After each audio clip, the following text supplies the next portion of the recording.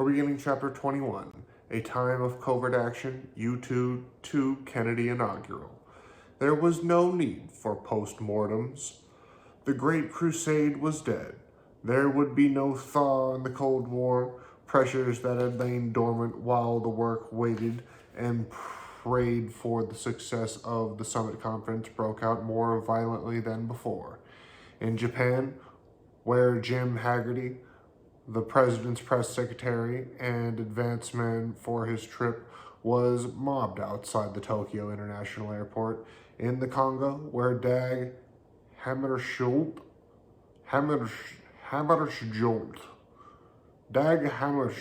was to die violently.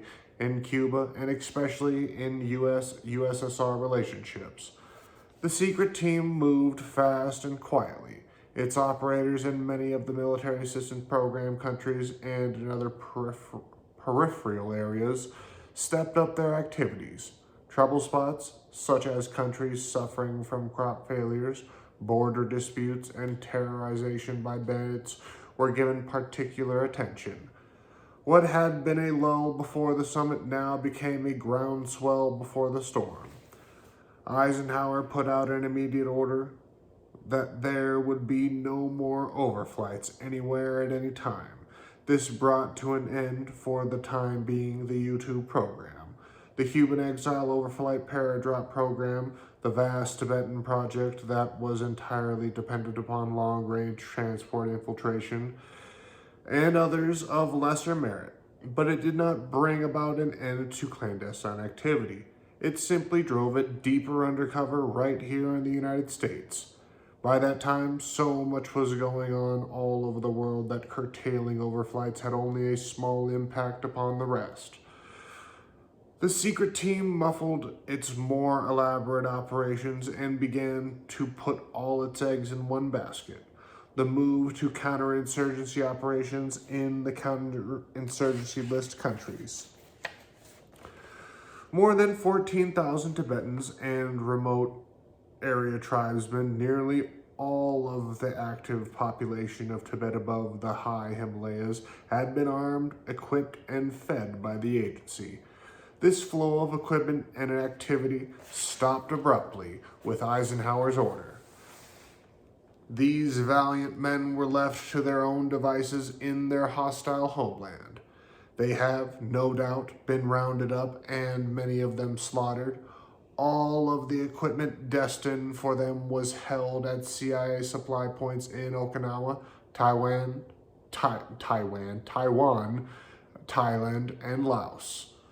The Indonesian campaign, which had ended that year before, had resulted in a windfall of leftover military supplies and aircraft, which were sent to Taiwan, Thailand, Philippines, Laos, and Okinawa.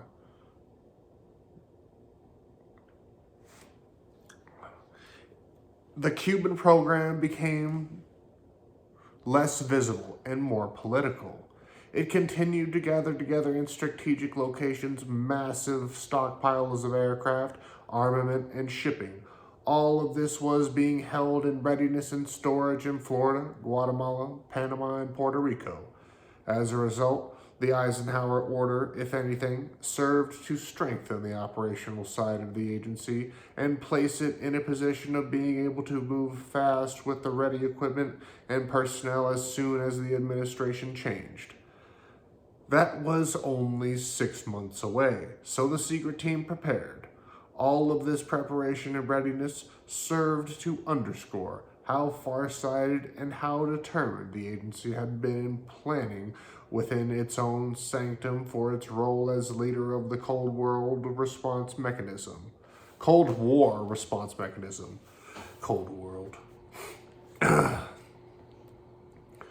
Whereas its intelligence chieftains received public accolades for work well done, and its special operations deputy director of plans agents and operators worked as quietly as they could behind the scenes. None of them were more successful than those of the logistics deputy department of service, with emphasis on the men in the comptrollership and budget offices. Somewhere in the early days,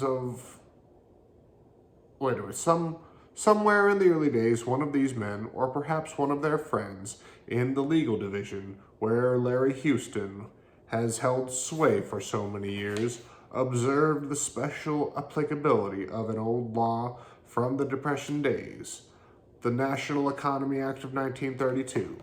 For the CIA, it had been the big end of the horn of plenty. Wait a minute. For the CIA, it has been the big end of the horn of plenty. In layman's language, this act states that if one department or agency of the U.S. government has something which it would like to get rid of, another agency of the government would have to buy it. Then the two agencies are authorized to get together and agree on buying and selling price to their mutual satisfaction. The sale would be consummated under the terms of the National Economy Act of 1932. The uses to which this expedient can be put to use are infinite, and what the agency can do with a few dollars and with a few good cover units would in most cases be unbelievable to the uninitiated. The National Security Act of 1947 was quite strict with must be quite. The National Security Act of 1947 was quite strict with reference to money for the agency, and in many ways the Congress has shown that it did not want the agency to get much money, and that it believed that one sure way it could keep the CIA out of the covert activities business would be to control and restrict its funds.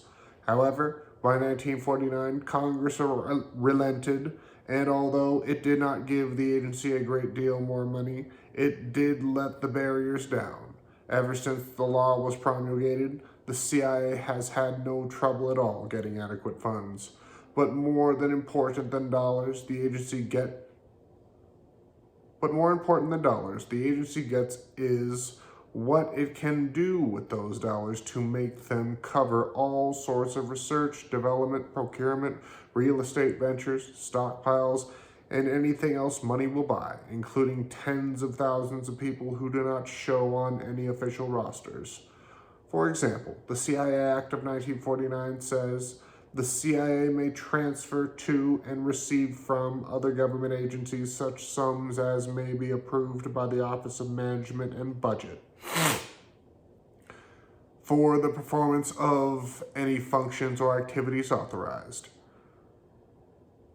And any government agency is authorized to transfer or receive from the agency such sums without regard to any provisions of law limiting or prohibiting transfers between appropriations.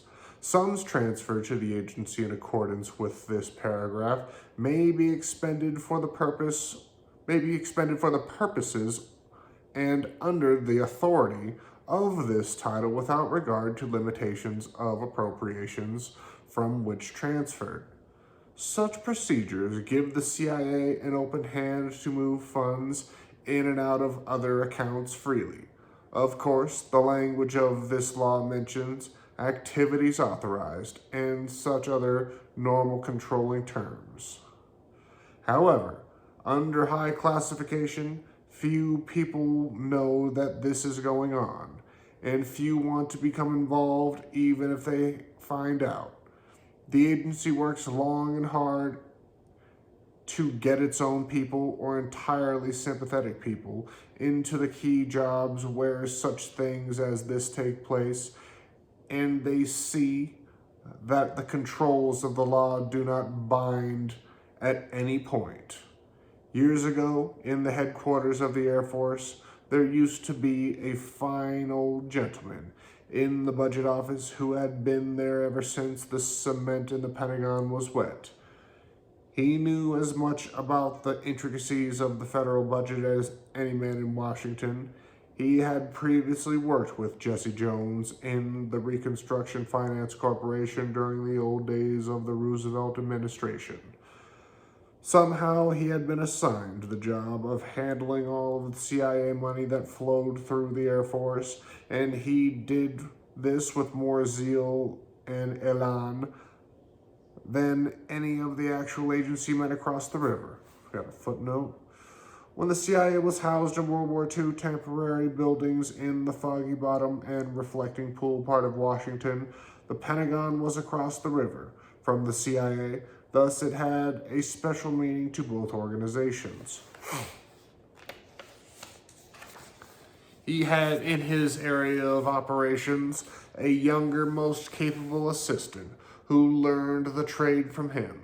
As years passed, this second man was promoted into the highest budget assignment in the Pentagon, where he served under Robert McNamara, who knew all of the intricacies of the CIA money management and who saw to it that things went always smoothly.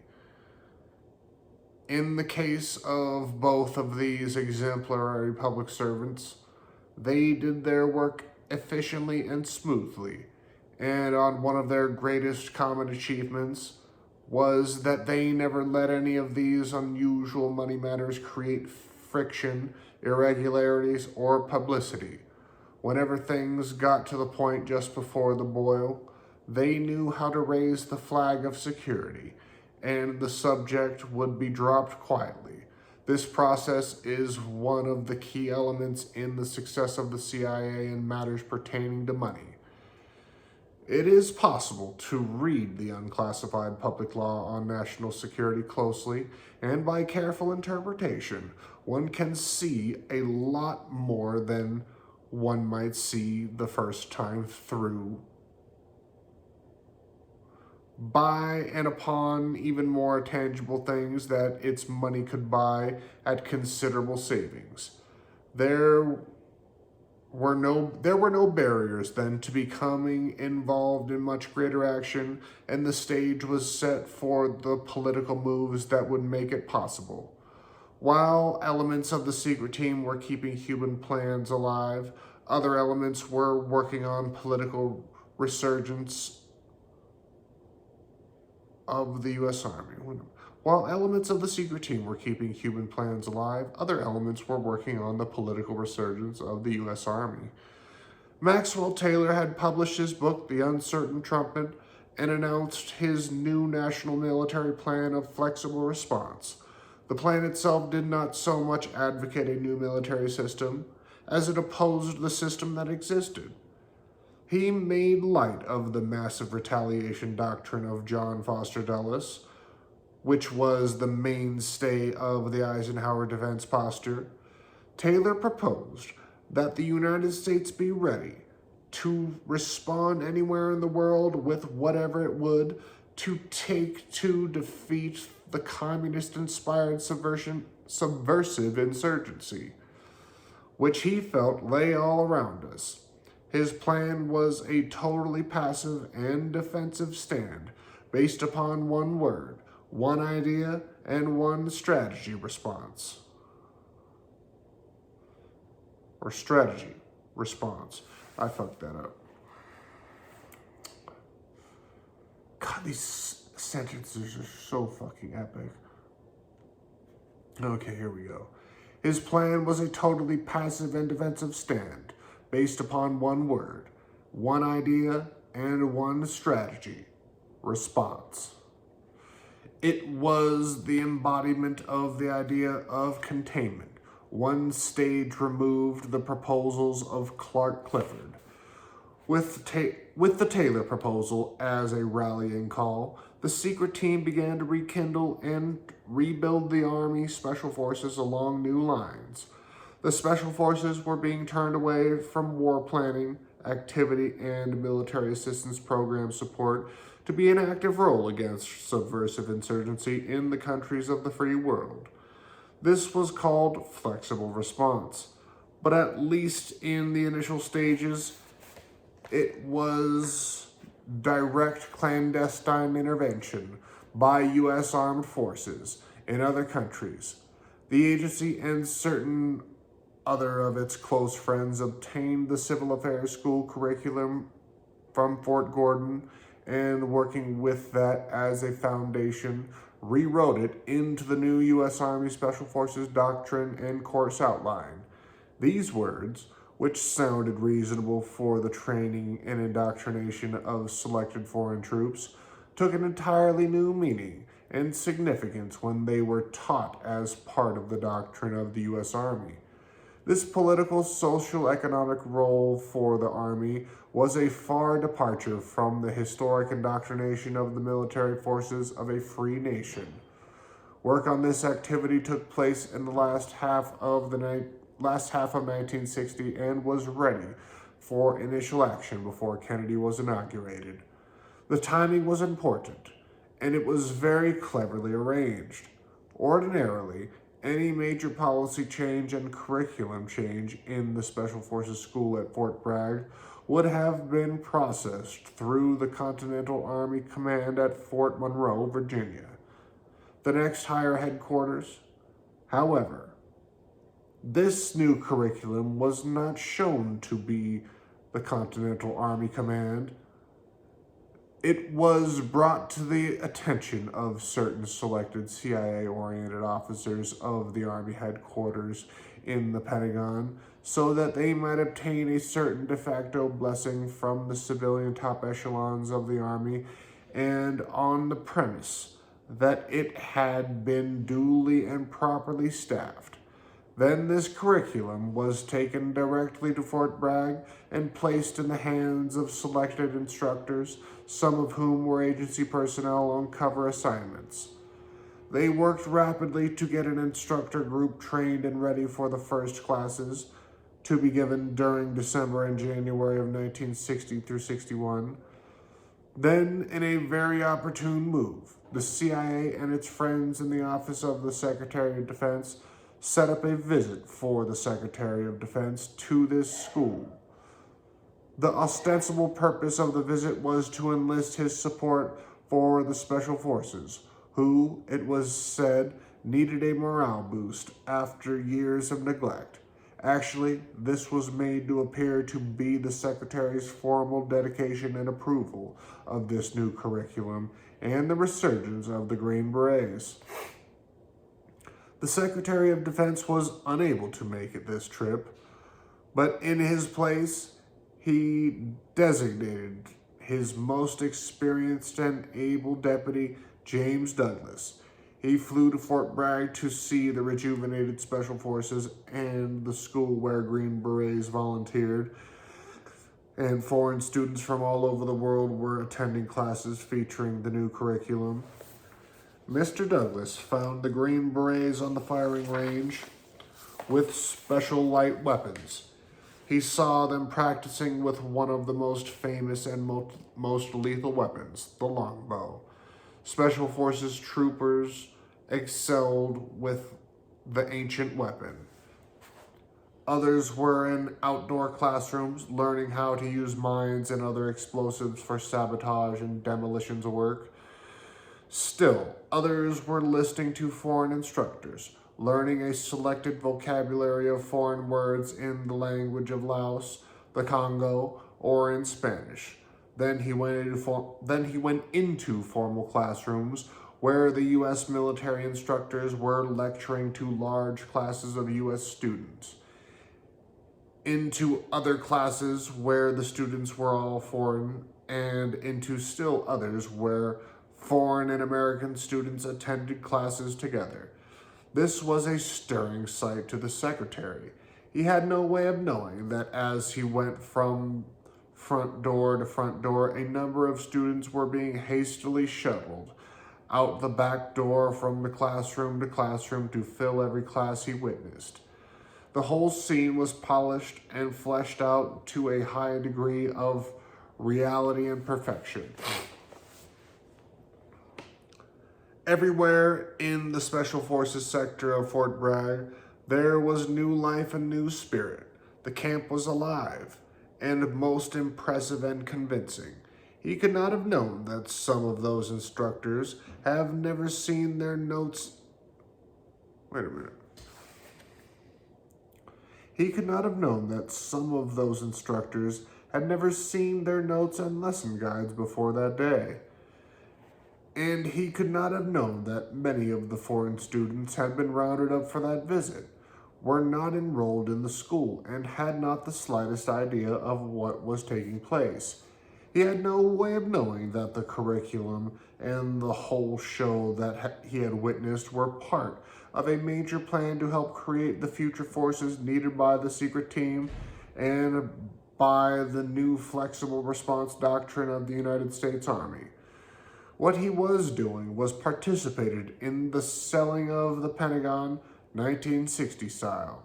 He was seeing the resurgence of the Special Forces, a resurgence that would involve the active employment of U.S. military personnel in clandestine activities throughout the world. In other words, the Army would be operating under the direction of the CIA in overseas areas such as Laos and Vietnam, Thailand, and Latin America. The course of events had, since 1947, run full circle, whereas it had been visualized and contemplated that the CIA might be used as a sort of fourth force in the event of active employment of U.S. forces under the direction of the military commander. Now it was the military establishment that was furnishing forces to the CIA to serve under the operational control and direction of the CIA in the covert activities of the Cold War. When he returned to Washington, Mr. Douglas approved what he had seen and authorized a modest expansion of the Army Special Forces. At a time when the Army had reached its lowest manpower levels in 2 decades, this was a significant event. The Green Berets were looking for new fields to conquer. Their victory over the bureaucracy was celebrated throughout the Army, and there was a special quiet elation among the secret team. They were on their way. From the date of the U-2 disaster, the secret team had become the dominant force within the government of the United States in terms of foreign policy and military affairs, short of all-out nuclear war. The proviso is added only because it has not yet been tried, not so much because it is beyond possibility. Men from the Special Forces were sent to Panama and Guatemala to train Cubans for the secret team. Others went to Elgin Air Force Base in Florida to work with the Air Force Special Air Warfare units in their supporting mission on behalf of the Cuban Program. The Air Force, not to be outdone by the Army, had leaped into the special warfare business with special aircraft and with the air commandos. Although they saw conflict on several fronts in the offing, at the time they were all working on the Cuban Program. During the political campaign, President Eisenhower had directed that the Cuban operation should come to a halt. He wanted nothing underway during the remaining portion of his administration to be left for the incoming administration to perform. The over-the-bench projects were halted, and somewhat regular overflights paradrop projects were stopped.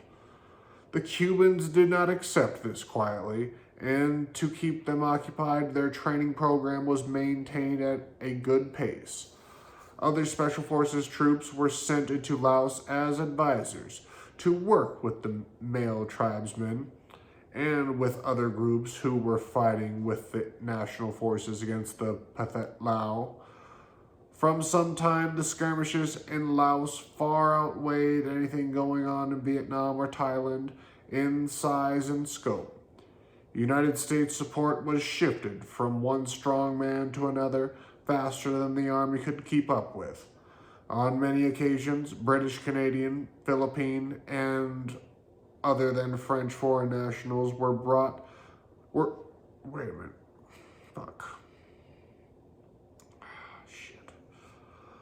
On many occasions, British, Canadian, Philippine, and other than French foreign nationals were brought in to work with this undercover army. The CIA had all sorts of units working there. Air units were mercenaries, covered U.S. Air Force, Chinese nationals, and Thailand Air Force personnel. This was the place where the CIA first employed helicopter forces of considerable size. The years in Laos were formative years for the CIA and all of the forces that later became engaged with it in Southeast Asia. Once the military forces began to get a regular taste of this sort of action, certain elements of the military, such as the special forces, went to great lengths to excel their mentors, the CIA. In pursuit of secret operations, this operational activity gave birth to staff cells back in higher headquarters, such as the SINPAC. I forgot what that meant. SINPAC in Hawaii, and in the service headquarters in the Pentagon. In the beginning, this was relatively informal, but as time and experience were gained, they became hardcore operational centers, such as the famous SACSA of Kennedy-era fame. These forces saw action all over the world. No matter where the action arose, the same group of men and the same equipment and tactics went into action. The Air Force was given the assignment of flying into the Congo to support of the Kasavubu government. Meanwhile, the secret team had put together an air armada of heavy transport aircraft, along with other mercenary units, to aid the Katanga cause on the other side. In Latin America, the Special Forces, both Army and Air Force, were working closely with many countries and were teaching them to act positively and swiftly against rebel elements in remote areas. None of these early experiences were too noteworthy, but they were evidence of things to come. In previous years, everything the CIA had done had been carefully cloaked in secrecy to avoid detection. Also, the operations of the agency had been kept small in order that they would be easier to keep secret. However, since the YouTube program, the secret team had become less and less concerned with security in overseas areas, as long as they could maintain a measure of security within our own government. Secrecy was maintained very closely here, and very few people in government knew what the team was doing. But overseas, the very existence of powerful operations, even though they were generally clandestine, gave evidence of the strong and stealthy hand of the CIA. This was particularly true of the impending Cuban program. The activity in Panama, in Nicaragua, and Guatemala, and other heightened activity in and around Miami and New Orleans could not be kept secret. Anyone who cared to know knew that something was underway. In October 1960, just before the election, Castro charged the United States with aerial aggression. It was true that despite the stand-down directed by Eisenhower, a special interpretation was given for overflights manned by Cuban exiles and to flights from non-U.S. bases. Therefore, it was considered by the secret team not to be a violation of the president's orders to perform such operational flights from Guatemala to Cuba with paradrops of supplies and ammunition for supposed reception parties in Cuba. Few of these flights ever accomplished anything of real value. However, they did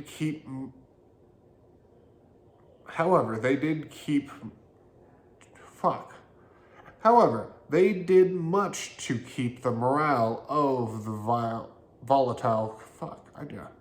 I just can't read today, can I? However, they did much to keep the morale of the volatile Cuban community in the United States from collapsing. Then, on October 30th, less than 1 week before the election, Castro warned his people and the world that the United States was planning and preparing an invasion of Cuba. There can be no question of the fact that Kennedy's stand on Cuban issues in the campaign and especially on the television debates played heavily in his appeal to many voters who felt that the country should take a direct course of action against Castro. Therefore, Castro's announcement did little to hurt Kennedy and may have just about finished Nixon's chances of salvaging any votes from the anti-Castro sentiment that ran high in the voting public. John F. Kennedy had foreclosed that issue. The votes were no sooner counted than the secret team began a major buildup of the Cuban Program. What had always been known as an airdrop and the over-the-beach program now began to be called an invasion. Where hundreds of Cubans had been in training, suddenly the numbers leaped to the thousands, and the camps were filled with Cubans who had volunteered at the recruiting stations in Miami and New Orleans and other points. The heavy logistics elements began to converge on shipping points in North Carolina and Florida, and airlift material was flown to Guatemala and Nicaragua. The invasion operators in the agency saw no restraint with the new Kennedy team coming in that January. Eisenhower made no more moves to limit their action, and they felt that they had Kennedy's tactic approval, or would have as soon as he got a full briefing. All they needed to know was that he would not stop them. Allen Dulles fully briefed at the president-elect in late November, and at about that time, Kennedy announced that he would retain Allen Dulles and J. Edgar Hoover as his Department of Counterintelligence and FBI director. In moves that may have had some significance later, Edward G. Lansdale left Washington for a long time and was known to be in Saigon with President Diem. Walt Rostow and General Wisner went to Moscow for lengthy visits before coming back to take up senior position in the Kennedy administration. Then, shortly after Robert McNamara was announced as the new Secretary of Defense designate, he took up offices in the Pentagon and assembled a small staff who began immediately to accustom themselves to their environment. Most of them had seldom, if ever, been in the Pentagon before. While this transition was underway, the secret team was moving rapidly. With its new concepts and policies. The school at Fort Bragg was being rapidly expanded, and at the many military assistance advisory group headquarters all over the world, the planned training program for civic action began to be implemented. New troubles broke out in Laos, and things began to look very grave there. There had been a brief attempt to overthrow the Inaugural in Saigon. Cuba asked the UN to investigate immediately. There had been a brief attempt to overthrow the Inaugural in Saigon. Cuba asked the UN to investigate imminent military aggression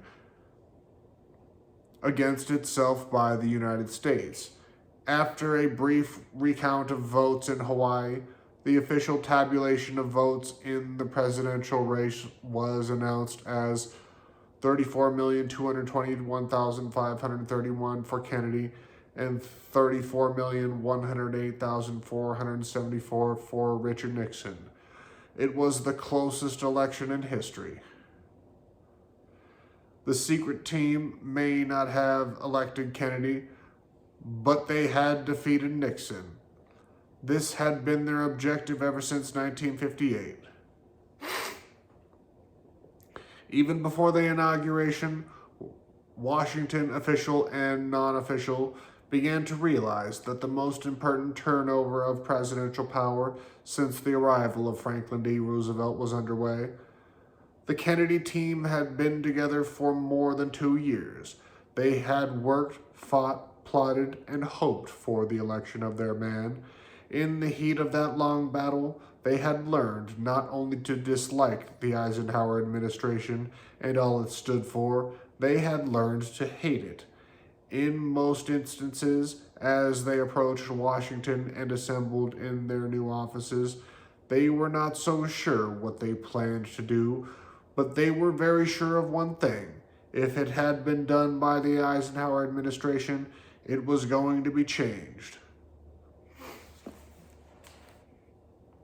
As the Kennedy administration settled into their official chairs, some of them were selected to hear about the Cuban invasion plans, and some were not. The first big move was ready to come on stage. The secret team was ready to show the Kennedy administration how things would be done from that time on for the future. That's it for Chapter 21. Chapter 22, Camelot. From the Bay of Pigs to Dallas, Texas tomorrow.